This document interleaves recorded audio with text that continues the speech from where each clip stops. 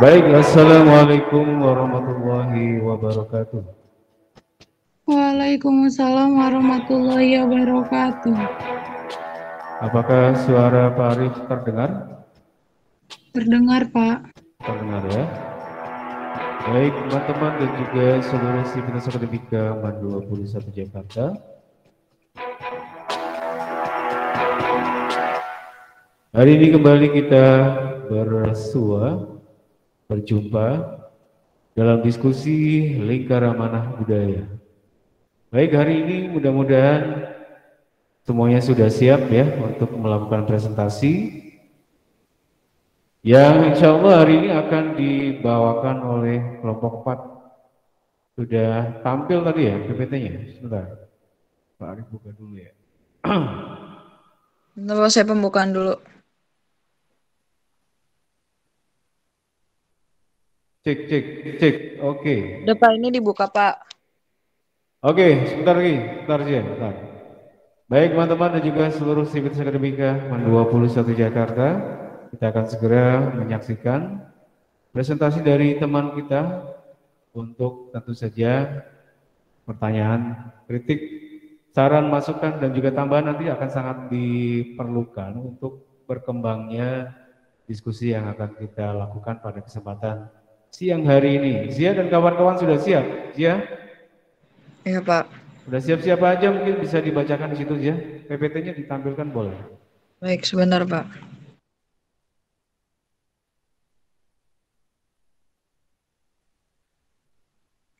Baik, assalamualaikum warahmatullahi wabarakatuh. Alhamdulillahirrahmanirrahim. Assalatu wassalamu ala asrofil anbiya wa mursalin wa ala alihi wa sahbihi ajmain ba'du. Alhamdulillah hari ini kita masih diberikan kesempatan untuk belajar kembali di Lingkar Amanah Budaya. Pada hari ini kami dari kelompok 4 akan mempresentasikan materi masa pemerintahan Bapak Baharudin Yusuf Habibie.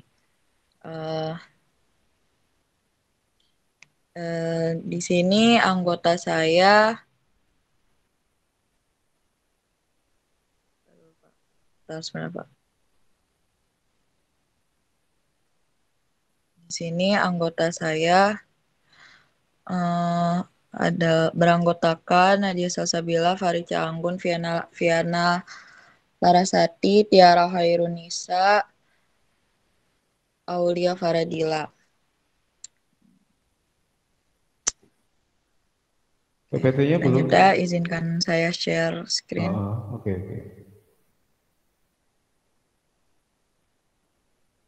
Sambil teman-teman untuk mempersiapkan pertanyaan ya. Pertanyaan kritik itu sangat terbuka sekali. Artinya nanti tidak harus dari Pak Arif, tapi sebetulnya memang dari kalian sebenarnya ya. Pak Arif hanya menghaluskan saja, supaya diskusi kita nggak kosong gitu ya. Jadi disiapkan pertanyaannya, mungkin agak dimirikan ya, dimirikan.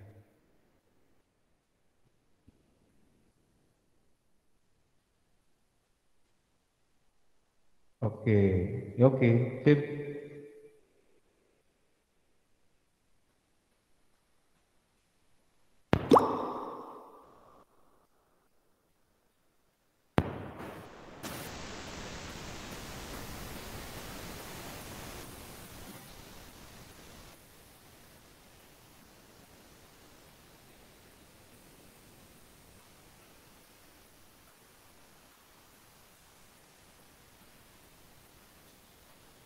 Iya, silakan, Zia.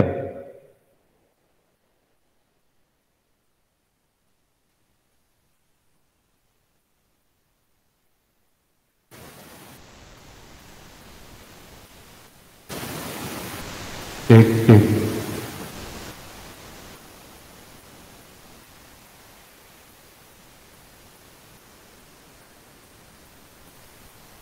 Baharudin Yusuf Habibie adalah Presiden Republik Indonesia yang ketiga. Habibie menjabat sebagai Presiden Republik Halo, Zia. Pan. Apa, Pak? Tadi kecil banget suaranya. Coba diulang lagi. Baharudin Yusuf Habibie Iya. adalah Presiden Republik Indonesia yang ketiga. Habibie menjabat sebagai Presiden Republik Indonesia setelah menggantikan presiden sebelumnya yaitu Soeharto. Habibie menjabat sebagai presiden selama 1 tahun mulai dari tahun 1998 sampai tahun 1999. Meski terbilang singkat, Habibie mampu membuat reformasi besar-besaran dalam sejarah Indonesia. Hal ini dapat dilihat mulai dari pemilu yang dilaksanakan secara bebas dan demokratis, pers yang bebas bersuara dan tidak lagi dikekang dan berada di bawah tekanan pemerintah, hingga kemerdekaan Timor Leste.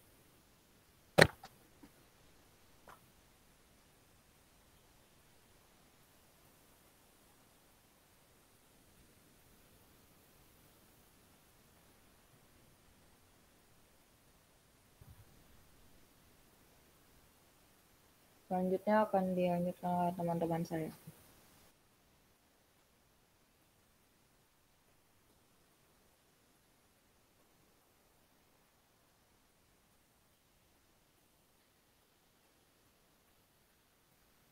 Slide-nya ganti sih.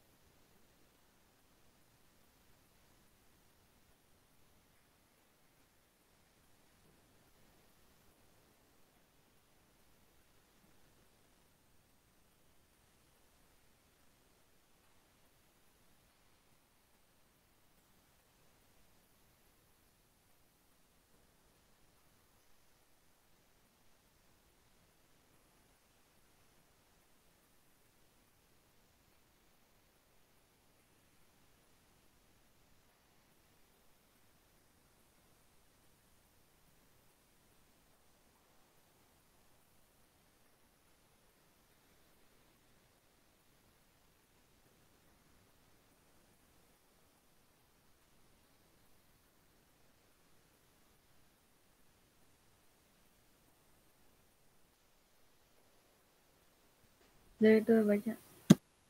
Kebebasan pers. Pada saat pemerintahan sebelumnya, pers dibungkam dan dipaksa mengikuti opini dan pemerintahan, sehingga apabila ada pers yang menentang kebijakan pemerintah, maka akan mendapatkan hukuman. Dilansir dari Komisi Informasi Pusat Republik Indonesia, dikeluarkannya Undang-Undang Nomor 40 tahun 1999 tentang pers pada masa pemerintahan Habibie, menjadikan pers sebagai salah satu undang-undang tersebut menjadi ujung tonggak dari kebebasan pers yang ada di Indonesia yang sering dibredel pada masa pemerintahan sebelumnya.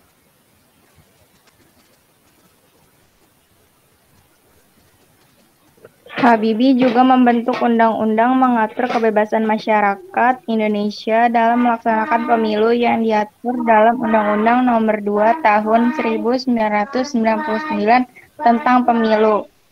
Hasil dari dibentuknya undang-undang tersebut adalah lahirnya 48 partai politik baru yang ikut berpartisipasi secara aktif dalam pemilu Indonesia di tahun 1999. Pada tahun 1999, pemilu legislatif yang dilaksanakan menjadi pemilu yang paling bebas dan demokratis yang terjadi setelah pemilu pada tahun 1955.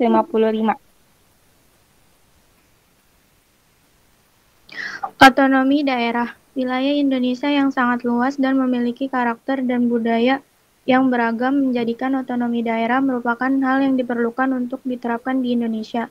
Sehingga pada masa pemerintahan Habibie dibentuklah Undang-Undang Nomor 22 Tahun 1999 tentang pemerintahan daerah.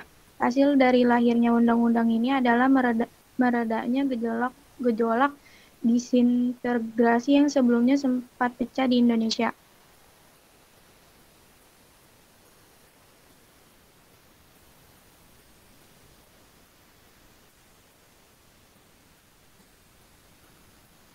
1. Berakhirnya diskriminasi terhadap etnis Tionghoa. 2. Kemerdekaan Timor Leste. 3. Lahirnya Komnas Perempuan.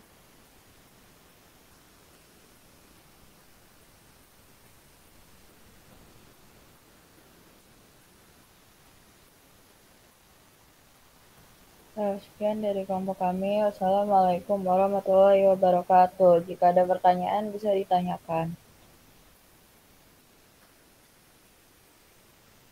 Oke, teman-teman dan juga seluruh sivitas akademika, tadi sudah presentasinya sudah kita sama-sama saksikan ya, teman-teman dan juga seluruhnya sudah melihat. Jadi yang ditampilkan atau yang disajikan itu adalah pemerintahan masa B.J. Habibie. B.J. Habibie sebagaimana yang Anda tahu itu adalah seorang teknokrat. Teknokrat yang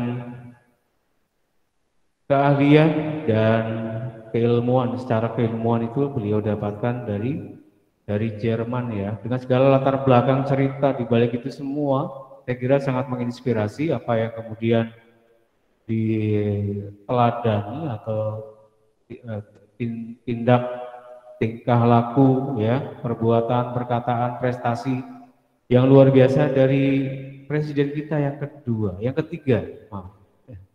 Ya, jadi sangat menginspirasi. Tema kita kebetulan bicara tentang B.J. Habibie, meskipun pemerintahnya singkat ya, umurnya sangat singkat, cuma 1 tahun, dan itu pun juga tidak tidak terlewatkan, dipenuhi dengan demo ya, sidang umum bahkan sampai apa tadi yang di situ juga mungkin ada tadi ya, laporan pertanggungjawaban ditolak. Ya, presiden kita ditolak ini kayaknya yang pertama ini, kalau laporan pertanggungjawaban ditolak itu kayaknya dalam sejarah ini baru ini. Padahal beliau seorang teknokrat, cerdas luar biasa. Tapi itu adalah resiko yang harus ditanggung oleh seorang B.J. Habibie gitu ya teman-teman semua. Dan juga seluruh sivitas akademika MAN 21 Jakarta. Sangat terbuka sekali teman-teman untuk bisa mengajukan pertanyaan dalam diskusi kita, dalam tema kita tentang B.J. Habibie, pemerintahan B.J. Habibie. Kebijakan-kebijakan dan lain sebagainya, termasuk yang mungkin membuat kecewa. Apa itu yang bikin kecewa dari pemerintahan Habibie? Dia mungkin bisa kasih pertanyaan, kasih jawaban dulu dia. Ini Pak Arif nanya nih soal Iya, Pak. apa yang bikin kecewa dari pemerintahan Habibie itu menurut kamu itu apa? Saya boleh nambahin, Pak. Ya. Jadi ditambahin aja ya teman-teman. Sebentar Pak. Aduh. Jadi gini. Allah ribet. Jadi kenapa dirangkum dari awal ya. Jadi Habibie itu kan adalah wakil dari Presiden Soeharto. Yang kita tahu lanjutan dari materi kelompok 3 bahwa Soeharto itu dipaksa turun atau bahasanya dikudeta gitu pada pada bulan Mei 1998. Nah, karena keadaan negara sedang mendesak, jadi tidak memungkinkan ada pemilu, makanya yang naik itu adalah wakil presiden yaitu Habibie, Bapak Habibie. Nah, ketika beliau menjabat itu dari bulan Mei, lalu beliau itu lengser pada bulan Oktober 1999. Jadi kurang lebih beliau menjabat dalam waktu 1 tahun 5 bulan. Nah, kebijakan-kebijakan yang diambil sama Habibie ini sebenarnya banyak banget yang bisa dibilang impact-nya tuh sampai ke sekarang gitu. Contohnya itu yang awalnya waktu lagi krisis moneter itu ya, dolar itu nilainya itu kan hampir Rp14.000. Terus ketika Habibie itu menjabat, dia langsung turun tuh harga rupiah itu jadi 7.000 per 1 dolarnya. Nah, terus banyak kebijakan-kebijakan lain juga kayak misalnya dari segi ilmu pengetahuan dan teknologi ataupun dari pendidikan gitu. Terus juga fakta yang menariknya, Presiden Habibie adalah satu-satunya presiden yang dilantik di Istana Presiden. Karena sebenarnya presiden itu seharusnya dilantiknya itu di gedung MPR DPR. Tapi karena ketika Habibie itu naik menjadi presiden, gedung DPR MPR itu udah didudukin sama sama mahasiswa-mahasiswa pada tahun 1998 itu. Nah, tapi ada satu kebijakan yang membuat kontroversial banget, yaitu referendum dari Timor Leste, atau bahasanya Timor Leste itu memisahkan diri dari Indonesia. Nah, hal itu yang menjadi salah satu isi dari laporan pertanggungjawaban yang diberikan oleh Habibie. Nah, terus di situ ya itu mungkin kenapa Habibie nggak mau lagi naik mengajukan untuk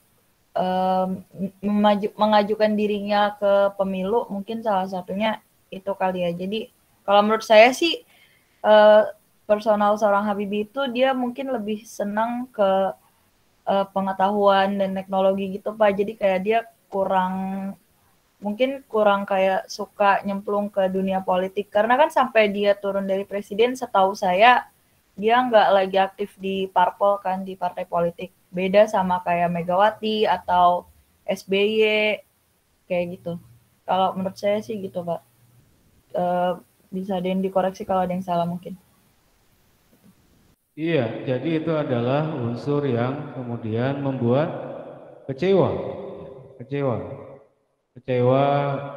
rakyat, kecewa bangsa Indonesia. Tapi secara umum sih tidak ya, secara umum itu tidak terlalu kecewa, karena memang banyak sekali prestasi-prestasi yang sudah ditorehkan oleh B.J. Habibie. Bahkan apa yang dia alami itu kemudian menyebabkan beliau menjadi orang yang disebut sebagai father of demokrasi, bapak demokrasi di Indonesia. Kalau saya melihat, ya ini Pak Arin, pandangan Pak Arin. Kalau Pak Arin melihat bahwa yang terjadi ya wajar-wajar saja, wajar dalam tanda kutip, meskipun memang harus diperjuangkan dengan berdarah-darah, mestinya begitu ya, mestinya. Tapi situasinya memang pada saat itu tekanan dari Australia itu luar biasa, tekanan dari PBB itu luar biasa, sampai kemudian turun tangan ya, terjunkan tentara PBB dalam rangka untuk mengamankan situasi di Timur, dulu namanya Timur kan, sudah Timur ditambahin Timur, sekarang menjadi Timor Leste, negara tersendiri terpisah yang tadinya adalah satu kesatuan. Nah, kalau misalnya dikatakan bahwa satu kesatuan itu kemudian ada cacatnya, ada yang kurang, itu yang kemudian kita sebut sebagai apa ya, yang kurang dari pemerintahan B.J. Habibie adalah ketika terlepasnya Timur dari negara kesatuan Republik Indonesia. Itu kan luar biasa ya, perjuangan yang sangat luar biasa. Perjuangan, kalau kita perhatikan di zaman Soeharto, pembangunan fasilitas itu kan nggak ada yang kurang. Apa yang kurang coba? Kalau misalnya mau mendirikan tempat peribadatan, itu bukan hanya tempat peribadatan, bahkan patungnya Yesus kan dibuat di situ.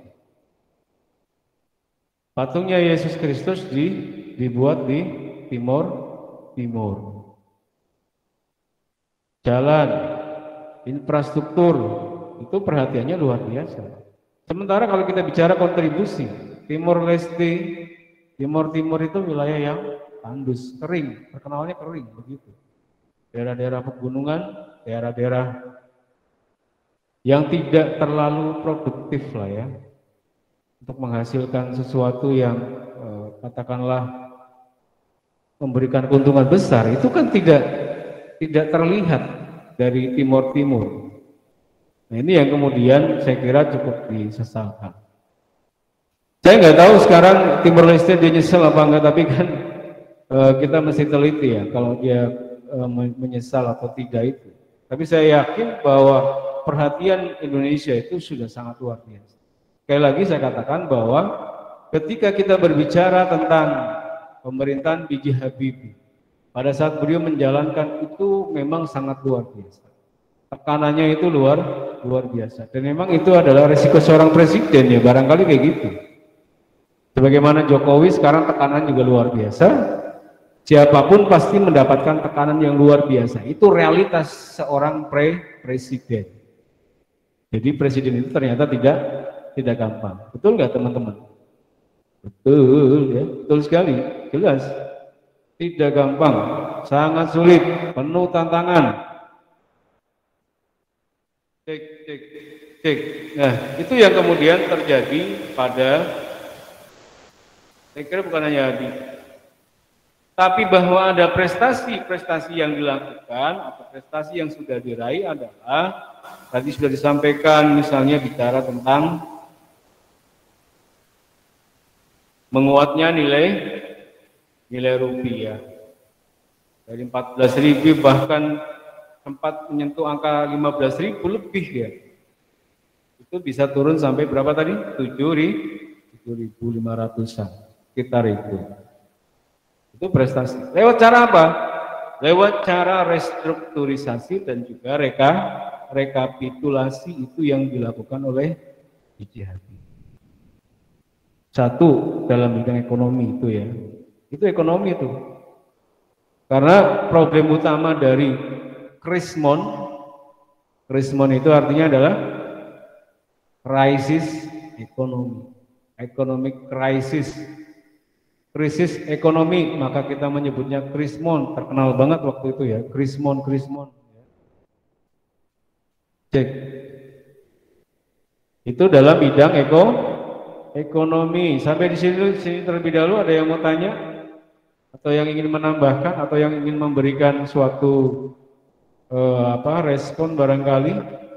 Coba Pak Ari mau panggil dulu terlebih dahulu Farika, ada Farika Anggun. Farika, halo Farika, ada Farika? Berarti tertidur ya? Kemudian ada Ron, Adinda, Ron ada? Ron? Tertidur juga ya. Ini sekali lagi cek ya, konsistensinya di mana. Laili ada.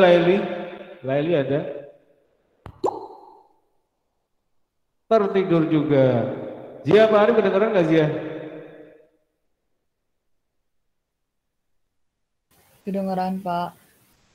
Oh berarti Pak Ari panggilnya bener nggak kedengeran pasti kan? Hilda, ada Hilda? Halo Hilda. Tertidur juga. Ya Allah, kemana ini? Bunga Larasati ada? Bunga?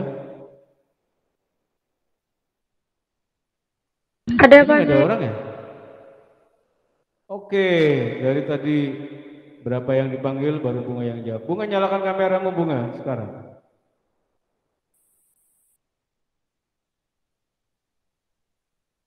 Bunga? Iya Pak, saya. Nyalakan kameramu.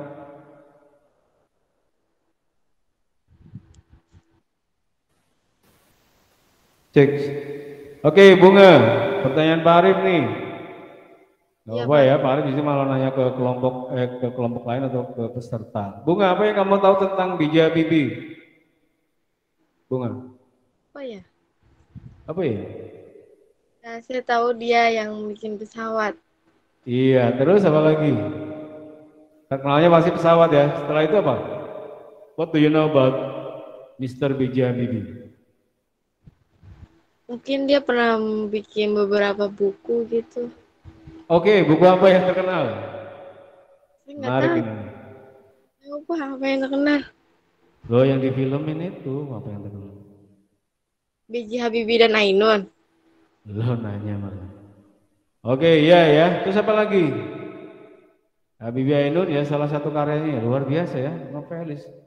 Pak Arif kalah, novel Pak Arif nggak laku-laku, nggak ada yang beli punya Pak Arif. Cek. Hari ini ada lomba ya. Ini siapa yang nulis novel nih? Pengumuman ada lomba, hadiahnya 100 juta. Terakhir kalau nggak salah bulan Desember atau pokoknya selesai aja bulan November. Ada yang mau ikut ya lomba yang adain Quickku ya. Tahun lalu 200 juta. Tahun ini 100 juta. Ada yang tertarik? Itu novelnya mau difilmin. Kalau mau daftar ya sama Pak Arif. Pak Arif mau ngirim insya Allah. Ada novel ya. B.J. Habibie aja bikin novel ya. Jangan kalah sama B.J. Habibie ya. Begitu ya, info, sekilas info ya. Oke, Bunga, terima kasih Bunga. Keren ya. Oke, sekarang kita panggil lagi ya untuk mengecek kehadiran. Bintang Taufik ada, Bintang. Bintang Taufik. Pak, saya izin ke toilet. Loh, kamu presentasi kan? Bintang ada, Bintang. Bintang ada, Bintang. Loh, tidur semua ini. Yuda ada, Yuda.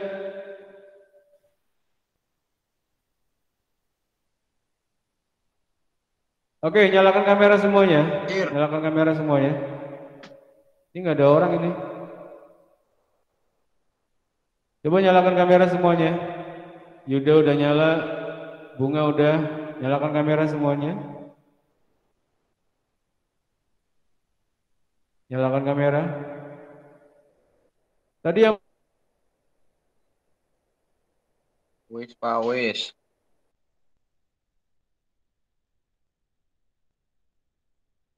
presentasi siapa aja tadi? Nadia ya? Siapa lagi? Coba yang presentasi nyalakan semua kameranya.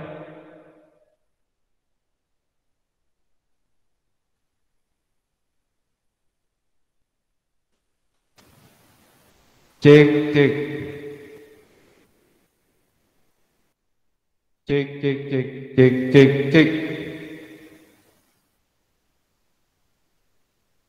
Ada apa? Suaranya ada.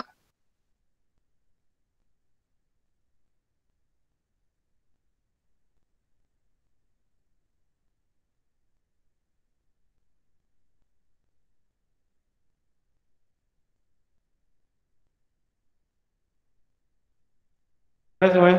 Tiara udah. Kita ada cukup. Cek. Bapak pulsanya habis ya. Iya, habis pulsanya. Hari di sekolah ini.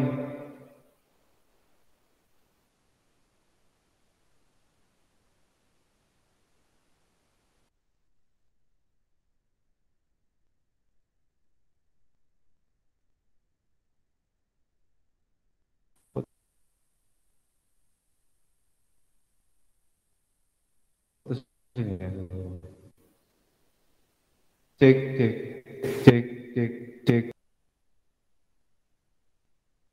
Coba yang presentasi untuk mengacungkan tangan.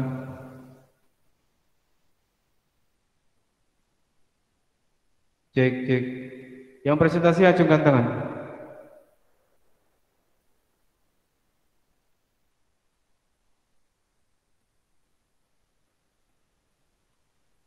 Viana, terus siapa lagi? Viana, nyalakan Viana.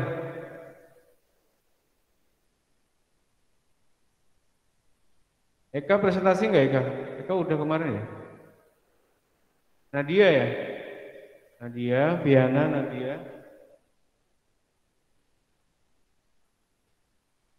Tiara. Viana, Nadia, Tiara. Tiara. Oke, sekarang Ya, Farid mau tanya ke Tiara, coba deh. Tiara. Apa, Pak? Jadi apa yang kamu ketahui tentang B.J. Habibie, Tiara?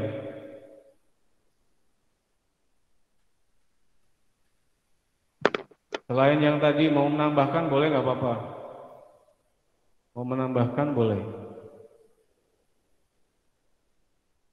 Nggak tahu, Pak. B.J. Habibie, kamu kan presentasi tadi, kok juga nggak tahu gimana? Kamu kan presentasi tentang B.J. Habibie, kok nggak tahu? Halo?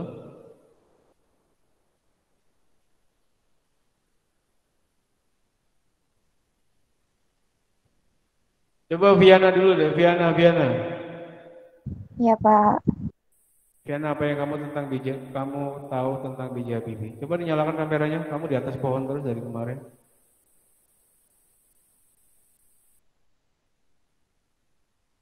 Piana, kamera. Ternyata nggak di atas pohon. Agak munduran Piana. Dinyalakan lagi, dinyalakan, jangan dimatiin. Ngajar kayak gini kayak petak umpet ya, main petak umpet. Piana, nyalakan kamera. Kan cuma sekali doang ini. Kemarin nggak minta tiap hari kan. Agak munduran Piana. Kemarin kan nggak lihat kamu, mas nggak kelihatan, sama matanya doang. Piana agak munduran, munduran, munduran.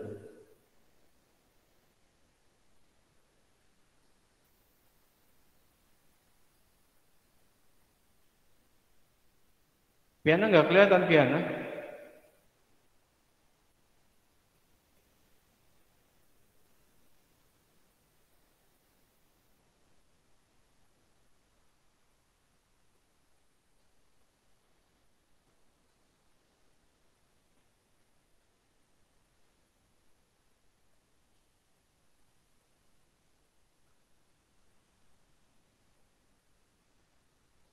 Tiara mana Tiara? Tiara.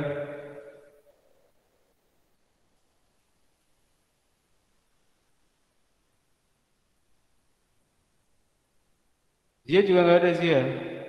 Halo? Iya, Pak.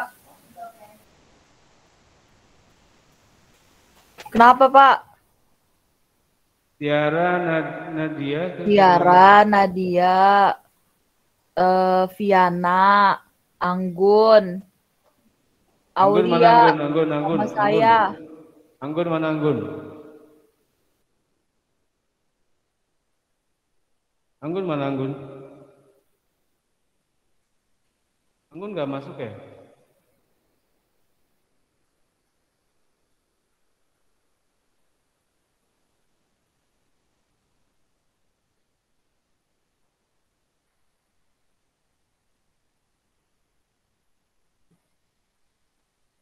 Enggak sekali.